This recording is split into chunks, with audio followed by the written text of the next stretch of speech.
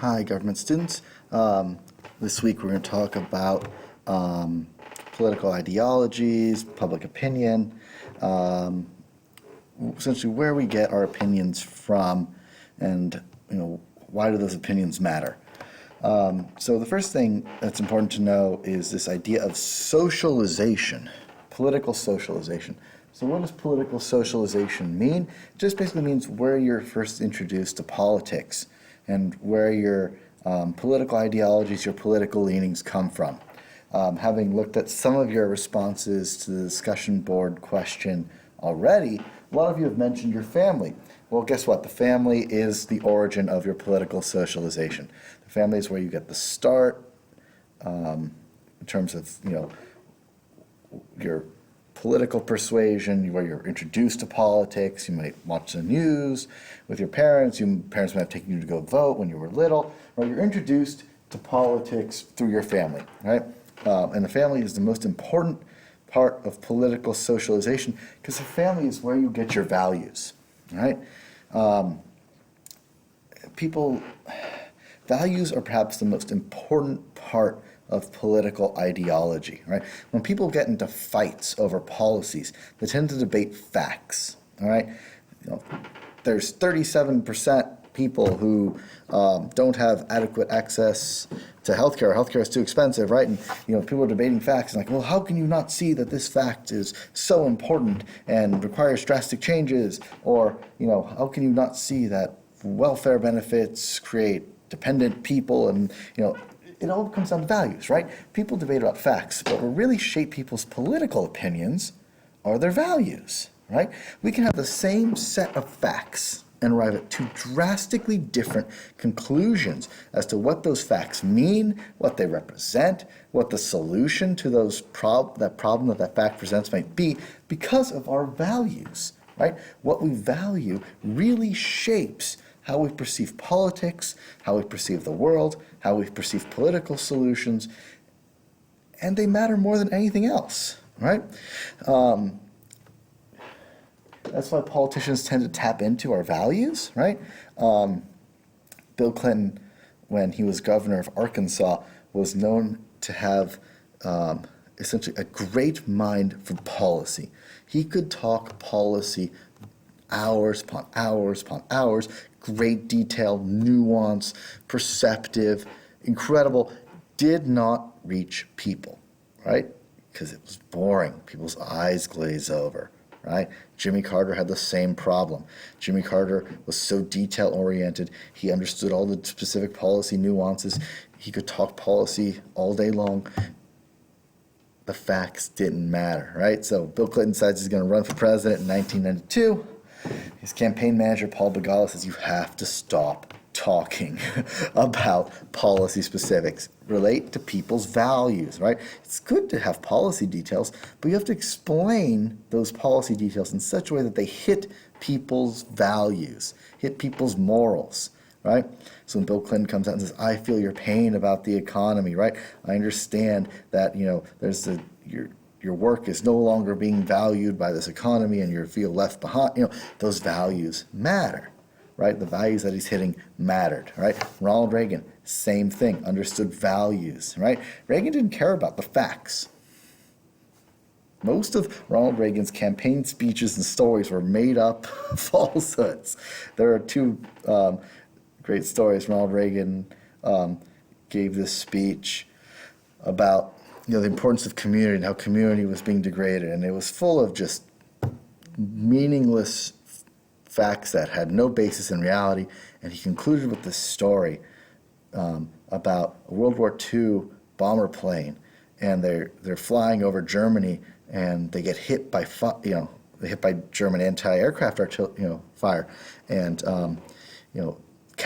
pilot orders everyone out of the plane, but there's this young gunner in the back, and he's trapped. He's been injured. He can't get out, and the pilot's trying to help him, get him out of the plane, and he can't. And instead of leaving him, Reagan says, the pilot looked at this young 18-year-old and said, "Don't worry, Sonny, we'll go down together." And Reagan would talk about how, how the value of community, the value of friendship, and how those were lost in America, and how great it was that this happened, and we need to go back to times when people cared about people in that way. Problem with that story is that it was completely fake and made up, and it was a scene from a movie called A Wing and a Prayer. It was not a real story, right? But it didn't matter, right? Because the values that Reagan was hitting people with resonated them so much that they're able to overlook the fact that it was not a actual event that happened, because it got their values stirred up. Values stir people's emotions, which get people to act, right? If you want people to act, you have to tap into their emotions. And the easiest way to do it is to hit their values, right? Reagan understood that. Bill Clinton got really good at that. Barack Obama was excellent at that. And so, this whole emphasis on values and emotions stirring people to action, that's what really matters. Politicians have really sort of gotten to that. And that's where your family comes in, right? Because they're the ones who frame your values. The second big part of political socialization is your community. And that can be the community around you, but it's also things like your social media, right? Facebook, Twitter, Instagram. Who do you follow? What things do you see? What stories do you see? Who do you associate yourself with, right? Same thing with your news, right? What news do you watch? Different news sources can give different perspectives on issues. What sort of news are you watching? Are you self-selecting the news stories you see and hear? That's a community, right? And we also have something called geographic sorting. So people are now choosing to live in areas that better coincide with their family's values, okay? So conservatives tend to live in areas that are more red. Liberals tend to live in areas that are more blue. Now, in terms of what that actually means, liberals tend to live in cities, in the outskirts of cities. Republicans tend to live in more rural or far more out suburban areas. So we get this geographic sorting, which means that people are no longer interacting with people who have different opinions, right? Values, right? If you want to convince someone that your argument is correct, you have to try and shape their values, right?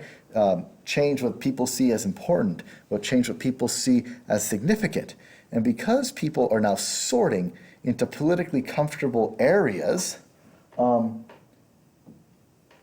Because people can sort into politically comfortable areas, because people can choose what news stories they want to see, right?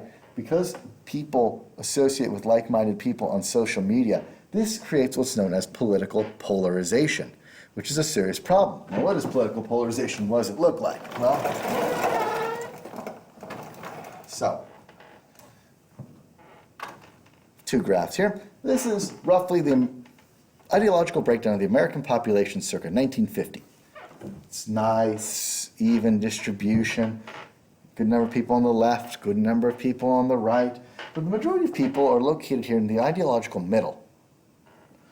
Very few people on the extremes. Most people are in the ideological middle. This has shifted to America 2018, right? Where the middle has imploded, and what you have now are two hyper-partisan sides. People strongly associate with the left, people strongly associate with the right. There's very few people who are actually in the middle anymore. And this is because of all this, right? I don't have to associate with people online that I don't politically agree with. I don't have to watch news if I think it's biased or doesn't accurately represent my side. I don't have to live near people whose values I disagree with, right? Which means where your family grows up, right? You now go on, you have a family, you live in an area that's ideologically similar, you live in an area that's politically homogenous, right? People are not going to be exposed to different perspectives. That creates a separating of the American population, which creates more extreme policies on both sides, right? Which contributes to political polarization. This is a serious problem because if we think about how this translates to political outcomes, well, if our society is far more isolated on the left and the right, and there's very few people in the middle, that means the politicians we elect are far more extreme on the right and the left. So that's the political consequence of all this, right? We can talk about the destruction of communities, the destruction of people getting to meet each other and interact with each other. But the loss of ideological diversity that people are forced to interact with has serious implications for our politics, and they're negative implications for our politics. Because if political society looks like this, then our political institutions are also going to look like this. And our political system is not designed to take this sort of political blow, right? We're not designed to have two camps who are stuck in their respective factions and not willing to meet in the middle, okay? Our system is based upon compromise. In order to have compromise, you have to have common ground in the center. And the fact that the center has imploded means there's less compromise, more gridlock, less things of significance are going to get done. Sorry to end on a downer, but that's just the way it is.